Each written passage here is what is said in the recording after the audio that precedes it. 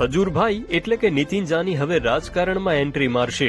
દિવ્ય ભાસ્કર સાથેના એક્સક્લુઝિવ ઇન્ટરવ્યુમાં તેમણે 2027ની ચૂંટણી લડવાનો ખુલાસો કર્યો. 2027મું ઇલેક્શન ખજૂરભાઈ લડે છે અને ગુજરાતની જનતાની ઈચ્છા હશે તો જરૂરથી લડીશ. લોકોનો પ્રેમ હશે, લોકોનો ભાવ હશે તો જરૂરથી જોડાઈશ.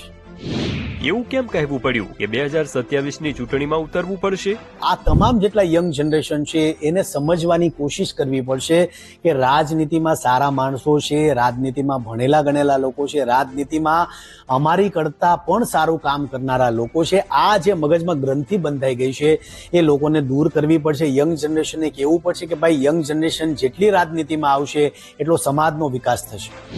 એવી ચર્ચા છે કે તમે રાજકારણમાં આવવા માટે બધાને મદદ કરી.